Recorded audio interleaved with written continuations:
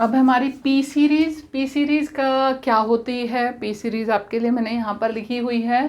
N infinite series summation 1/n⁻p is known as a harmonic series और simply P series.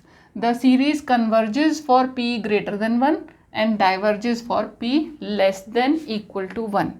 कोई series जो इस form में हो, 1/n⁻p की फॉर्म में हो, उस सीरीज़ को हम क्या कहते हैं? पी सीरीज़ कहते हैं। ये एक हार्मोनिक सीरीज़ है, पी सीरीज़ कहते हैं। दो कंडीशन है इसमें, अगर p की वैल्यू ग्रेटर देन 1 है तो वो कन्वर्ज होगी और लेस देन इक्वल टू 1 है तो वो डाइवर्ज होगी। ठीक है, तो केस 1 करेंगे पहले हम p ग्रेटर देन 1 का। तो प्रूफ करेंगे p ग्रेटर देन 1,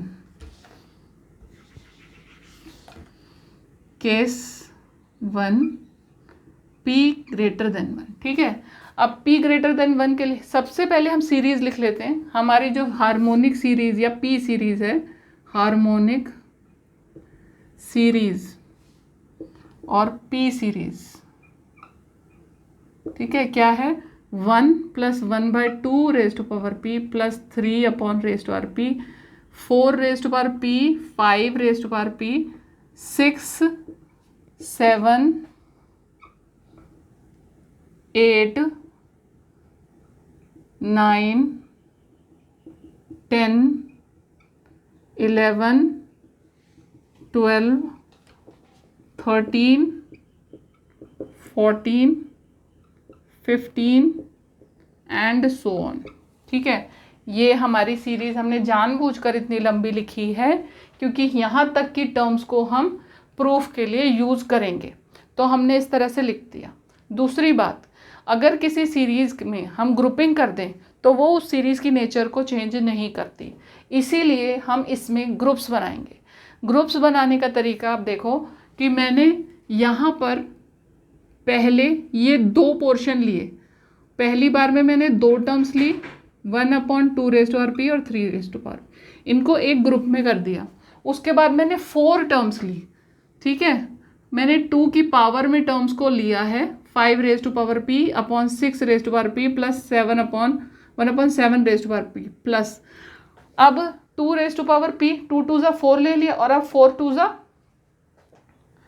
8 लेंगे। 8 टर्म्स हम यूज़ करेंगे, 1/8 रेज़ टू पावर p से लेकर 15 तक जाएंगे। ठीक है, 10 raise to power p, 11 raise to power p, 12 raise to power p, 13 raise to power p, 14 और 15।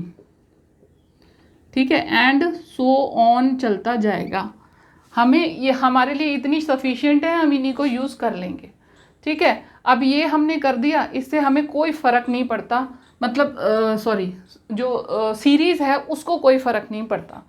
अब हम एक नई सीरीज़ क्रिएट करेंगे, क्रिएटिंग न्यू सीरीज़। एक हम अपनी मर्ज़ी से एक सीरीज़ क्रिएट कर रहे हैं, हम इसमें एक्चुअली कंपैरिजन टेस्ट यूज़ करेंगे, तो हम उस सीरीज़ को कन्वर्जेंट प्रूव करेंगे with the power of p greater than 1। ठीक है, तो उसके बाद हमारे पास में हम इसको उससे लेस शो करेंगे।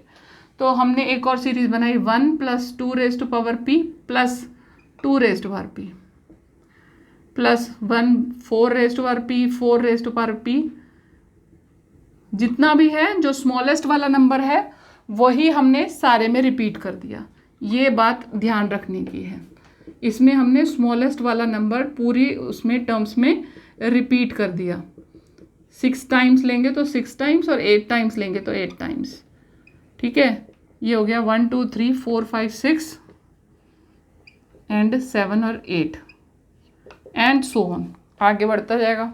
ठीक है, अब इनको अगर कंपेयर किया जाए इसके साथ, इसकी टर्म वाइज हम कंपैरिजन करें तो कंपेयरिंग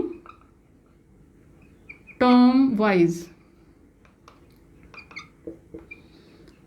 कंपेयर किया तो 1 = 1 है।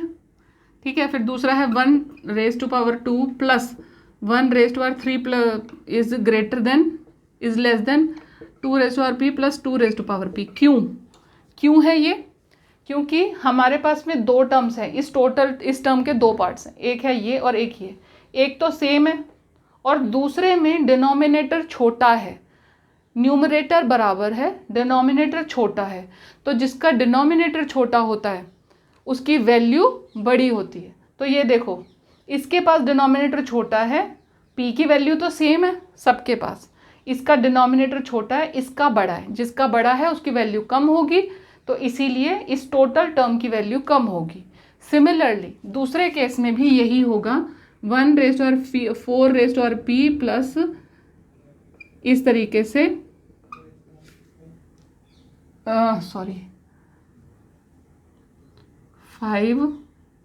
6 और ये हो गया 7 इज लेस देन ये 4p, ठीक है। और सिमिलरली ये वाला केस भी हो जाएगा, इसको भी हम यहाँ पर लिख लेते हैं, 8p, 8⁹9, 10, 11, 12, 13, 14, 15 और ये किससे लेस हो जाएगा, 8 वाले से लेस हो जाएगा, 8p, ठीक है।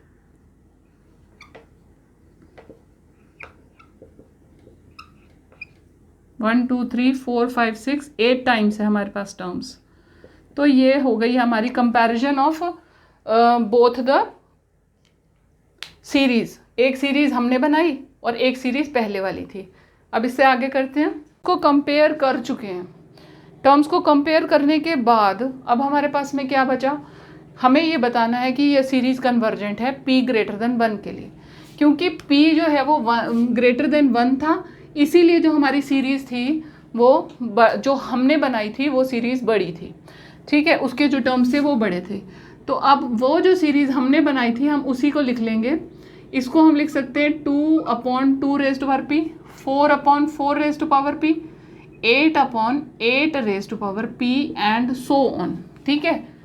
क्योंकि हमने जो टर्म्स बनाई थी उनको हमने ऐड कर दिया, एक जैसी टर्म्स में इकट्ठा कर दिया, ठीक है। इसको अगर मैं लिखूं तो मैं लिख सकती हूँ 1 + 1/2p - 1 प्लस 1/4, 4p को हम 2⁴ में कन्वर्ट कर दें तो ये बन जाएगी 2⁴2p - 2। कैसे बनी है, ऐसे बनी कि 2⁴2 ऊपर था, 2⁴2p नीचे था, 4p को हमने 4⁴p जो था उसे हमने 2⁴2p में कन्वर्ट कर दिया, इसको नीचे ले आए तो ये यहाँ आके -2 बन गया और ऊपर आ गया 1, ठीक है। तो ये हमने यहाँ यूज़ किया। और इसी तरह से 8 के लिए ये बन जाएगा 2�3, 2 2 ज़ा 4 2 ज़ा 8 होता है, तो ये 3p - 3 बन जाएगा, 2 3p - 3 एंड सो ऑन। अब जो सीरीज़ आपके पास बनी ये एक ज्योमेट्रिक सीरीज़ है जिसमें कि आपका कॉमन रेशियो क्या है, it's a geometric series GP with common ratio 1/2p - 1, ठीक है। हमारे पास जो सीरीज़ आई उसमें जो कॉमन रेशियो है आप इसमें चेक कर लो। कैसे चेक करते हैं, सेकेंड टर्म को फर्स्ट टर्म से, फर्स्ट टर्म को सेकेंड टर्म से, थर्ड टर्म को सेकेंड टर्म से आप डिवाइड करोगे तो आपको आंसर मिल जाएगा। तो जैसे मैंने किया 2⁻² - 2 और मैंने इसे डिवाइड कर दिया, डिवाइड का मतलब होता है रेसिप्रोकल करके मल्टीप्लाई कर दो, ठीक है, ये कर दिया। अब इन दोनों की पावर को आप सब्ट्रैक्ट कर लो तो ये आ जाएगा 2p - 2 - p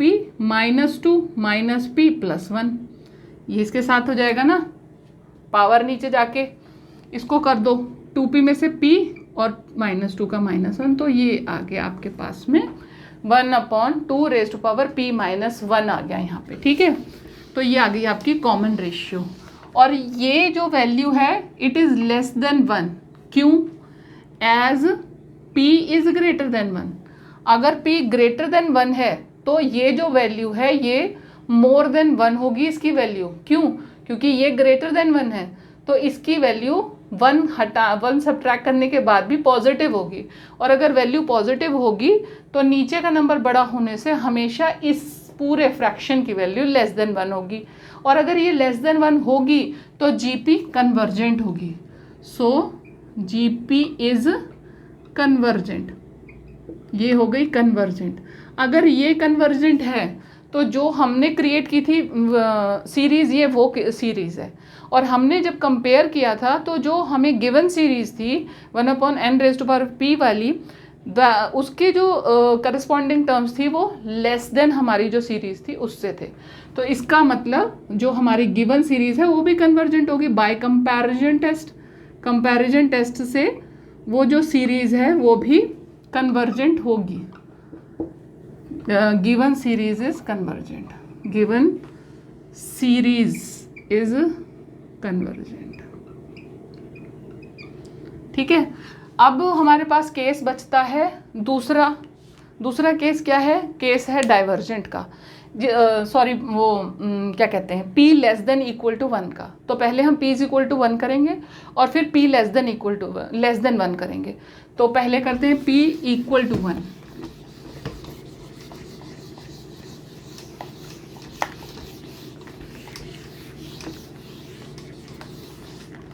p equal to 1 करने के लिए केस ले लिया हमने p इक्वल टू 1। अगर p इक्वल टू 1 है तो जो हमारी गिवन सीरीज है वो क्या बनेगी?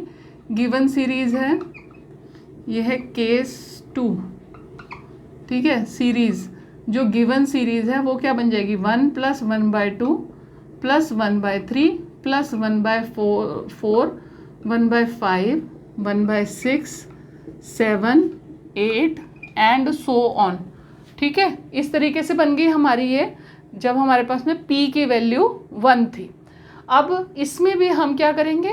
ग्रुपिंग कर लेंगे, जैसे कि हमने पहले अपने कन्वर्जेंट वाले में किया था उसी तरह से इसमें भी करेंगे। तो इसमें अब की बार क्योंकि हमें डाइवर्जेंट शो करना है तो हमें ऐसी सीरीज़ बनानी है जो कि इससे लेस हो और डाइवर्जेंट हो। ठीक है, तो हम लेस बनाने के लिए क्या करेंगे? हम ऐसी पावर लेंगे जो कि देखो, जब हम यहाँ पर जब यहाँ पर ग्रुपिंग कर रहे हैं तो जो हम टर्म सेलेक्ट करते हैं वो हम किस तरह से सेलेक्ट करते हैं कि हमने पहले क्योंकि हमें स्मॉलर वो लेना था तो हमने 2 के साथ पेयरिंग की थी, लेकिन अब हमें डाइवर्जेंट शो करना है तो हमें जो नई सीरीज़ बनानी है वो स्मॉलर सीरीज़ बनानी है। तो हम यहाँ पे बड़े नंबर के साथ ग्रुपिंग करेंगे, यानी कि 4 के साथ 3 की ग्रुपिंग करेंगे। तो हमने किया 1 + 1/2 + 1/3 + 1/4 + 1/5 + 1/6 7 8 एंड सो ऑन। ठीक है, अब ये हो गई हमारी ग्रुपिंग। अब एक सीरीज हम इंट्रोड्यूस करेंगे। Now we make a series, क्या सीरीज बनाएंगे हम? 1 + 1/2 + 1/4 + 1/4। क्योंकि हमें छोटी सीरीज बनानी है तो हमें बड़ा वाला डिनोमिनेटर चाहिए, डिनोमिनेटर चाहिए। ठीक है, तो इसमें हो गया 1/8 + 1/8 + 1/8 + 1/8 एंड सो ऑन। ठीक है, अब इस सीरीज को इसके साथ कंपेयर करोगे आप term wise, comparing the series term wise, comparing the series term wise. देखो 1 को 1 के इक्वल है, 1/2 1/2 के इक्वल है, 1/3 + 1/4 ये क्या है? ये बड़ा होगा किससे? 1/4 + 1/4 से। क्यों? क्योंकि 1/4 1/4 तो सेम है, लेकिन जो दूसरी टर्म है इसमें डिनोमिनेटर छोटा और इसमें बड़ा है, तो जिसके पास डिनोमिनेटर छोटा होता है उसकी वैल्यू ज़्यादा होती है, तो इसका मतलब ये टर्म बड़ी हो गई। सिमिलरली 1/8 1/5 + 1/6 7 और 8 इज ग्रेटर देन 1/8 + 8 + 8 + 8। ठीक है, ये हो गई हमारे पास में। अब ये जो सीरीज हो गई हमें ये पता चल गया कि जो हमने क्रिएट की वो सीरीज छोटी है जो ऑलरेडी हमें गिवन सीरीज थी उससे। ठीक ठीक है। अब हमें ये शो करना है कि जो हमारी सीरीज़ है वो डाइवर्जेंट है। अगर ये डाइवर्जेंट होगी तो कंपैरिजन टेस्ट से वो भी डाइवर्जेंट हो जाएगी। इसको डाइवर्जेंट शो करने के लिए क्या करेंगे हम, ये जो टर्म्स हैं इनको ऐड कर दो, इन सबको ऐड कर दो, तो तुम्हारे पास में क्या आ जाएगा, देखो 1 प्लस 1/2 प्लस 1/4, 1/4 को जोड़ा तो क्या बना 2/4 प्लस 4/8 हो जाएगा, 4 टर्म्स हैं तो ये हो गया 4/8 एंड सो ऑन। ठीक है, इनको सॉल्व करके तुम्हारे पास में सीरीज क्या बनी 1 plus 1/2 plus 1/2 plus 1/2 plus 1/2 and so on. इस तरीके की सीरीज क्रिएट हो जाएगी। ठीक है, ये सीरीज क्या है, ये एक डाइवर्जेंट सीरीज है। ये डाइवर्जेंट सीरीज है, क्यों, क्योंकि इसमें limit n tends to infinity 1 plus 1/2 1/2 and 1/2 and so on, ये क्या हो जाएगा टेंड्स टू इन्फिनिटी होगा। तो ये एक डाइवर्जेंट सीरीज है। अगर ये डाइवर्जेंट है तो बाय कंपैरिजन टेस्ट जो गिवन सीरीज है वो भी डाइवर्जेंट है, गिवन सीरीज डाइवर्जेंट है। ठीक है, अब हम थर्ड केस करेंगे p लेस देन 1 का। तो ये है case third, p less than 1। अभी हमने जो किया था वो उसमें क्या था, p इज इक्वल टू 1 हम प्रूव कर चुके हैं कि वो डाइवर्जेंट होता है। तो अगर ये हमारे पास में सीरीज़ है 1/2 raise to power p plus 3 raise to power p 4 raise to power p and so on, तो अगर p लेस देन 1 है तो हम कह सकते हैं we can say that 1/2 is greater than 1/2 raise to power p, क्योंकि p की वैल्यू लेस देन 1 है, तो इसीलिए 1/2 is greater than 1/2 raise to power p। Similarly 1/3 is greater than 1 raise to power 3, 1/3 raise to power p, और similarly 1/4 is greater than 1/4 raise to power p and so on. ठीक है, हम इस तरीके से कंपेयर कर रहे हैं। यहाँ पे हम लिख देते हैं 1 इज इक्वल टू 1। ये हो गए हमारे कंपैरिजन ऑफ टर्म्स। तो हम कंपैरिजन टेस्ट को यूज़ करेंगे, using comparison test, using comparison test 1 plus 1/2 plus 1/3 plus 1/4 and so on is greater than 1 plus 2 raise to power p plus 3 raise to power 4p 4 raise to power p and so on. ठीक है, तो this is divergent, तो this is also divergent. ठीक है, ये हो गई आपकी case number 3 p less than 1 का। क्वेश्चंस करके, एग्जांपल्स करके देखते हैं कि हम कैसे इसमें अप्लाई करेंगे कंपैरिजन टेस्ट को p सीरीज का इस्तेमाल करके।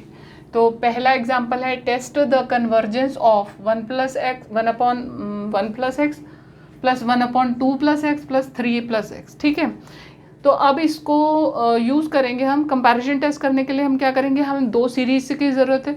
तो मान लेते हैं, पहले तो हमने इसकी जनरल फॉर्म बनाई, तो जनरल फॉर्म क्या बनी, मान लिया इसको हमने un कह दिया, तो ये क्या बन गई जनरल फॉर्म, इसकी क्या बन गई, इसकी जनरल फॉर्म बनी 1/n प्लस x। अगर हम देखें तो यही बनती है इसकी जनरल फॉर्म। ठीक है, और vn हमने अपनी मर्ज़ी से एक ले लिया, वो ले लिया हमने 1/n। ठीक है, अब हम un और vn निकालते हैं। un/vn 1/n plus x whole upon 1/n, इसको क्या कहोगे n/n प्लस x, क्योंकि ये रेसिप्रोकल होके ऊपर आ जाएगा, इसके घूम के सबसे ऊपर आ जाएगा, सबसे नीचे वाला। ठीक है, तो ये हो गया। इसे मैं करूँ अगर 1 प्लस एक्स अपॉन n, ठीक है, ये बन गया। इसमें मैंने लिमिट लगाई, limit n tends to infinity un upon vn is equal to 1/1 plus x upon n। ठीक है, और ये क्या बनेगा, ये एक फाइनाइट नंबर बनेगा। x अपॉन n का मतलब क्या होता है,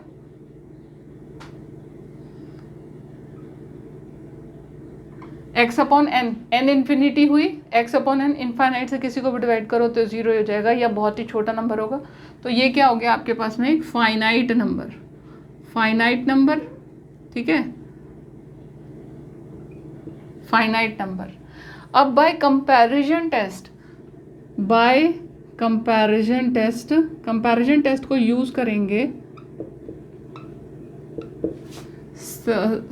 series UN and series VN behave in same way, ठीक है, यानी कि दोनों डाइवर्जेंट होंगी, अगर होंगी तो दोनों ही डाइवर्जेंट होंगी, होंगी तो दोनों ही कन्वर्जेंट होंगी। तो हमें ये बताना है कि ये कन्वर्जेंट है या डाइवर्जेंट, इसके लिए हम VN को ले लेते हैं। और VN हमने क्या लिया था, VN इज इक्वल टू क्या था, 1/n। ये क्या है, ये डाइवर्जेंट है। क्यों है ये डाइवर्जेंट, क्योंकि हमने अभी किया था कि ये जो p इज इक्वल टू 1 का केस था, p इज इक्वल टू 1 के केस में जो सीरीज होती है p सीरीज वो डाइवर्जेंट होती है। तो 1/n क्या है, एक p सीरीज है, 1 + 1/2 + 1/3 + 1/4 एंड सो ऑन, ठीक है, ये p सीरीज है with p is equal to 1। तो ये है डाइवर्जेंट। अगर VN डाइवर्जेंट है तो कंपैरिजन टेस्ट से हमें मिला समेशन UN, यानी कि सीरीज UN इज डाइवर्जेंट, ठीक है। इसी तरह से एग्जाम्पल, दूसरा एग्जाम्पल क्या है, test the convergence of this. पहले तो इसकी हम जनरल टर्म क्रिएट करें, इसे हम UN मान लेते हैं, ये जो हमारी सीरीज है इसको हम इसकी जनरल टर्म UN कैसे बनाएंगे, 3 को कम बनाओ फर्स्ट टर्म के अकॉर्डिंग। पहले नीचे वाली टर्म तो अगर आप देखोगे तो ये क्या है, n⁻p, ठीक है। अब ऊपर की टर्म को बना लो, 3, 5, 7 इस तरीके से है। तो 3 को करोगे तो क्या बनेगी इसकी टर्म, 2n + 1 बन सकती है, 2 × 1 + 1। फिर 5 को करोगे तो 2 × 2 + 1, और फिर 7 2 × 3 + 1, ठीक है। इस तरीके से आपकी ये जनरल टर्म क्रिएट होती है। तो हमने लिख दी 2n + 1। अब हम एक और सीरीज ले लेते हैं, वो ली हमने n⁻p-1। ऐसी सीरीज हमें लेनी है जिससे कि हम कंपैरिजन करके p सीरीज की फॉर्म में ले लें, कंपेयर करें और हमें अपनी वैल्यू मिल जाए, ठीक है। तो अब हम इन्हें कंपेयर करेंगे। ये है UN/VN is equal to 2n + 1 upon n⁻p whole upon 1/n⁻p-1। इसको कर दिया 2n + 1 whole upon n⁻p, n⁻p-1/1। तो ये कितना रह गया, ये रह गया 2n + 1 अपॉन n, ठीक है। अब इसको हम लिमिट लगा दें, limit n tends to infinity UN/VN is equal to limit n tends to infinity,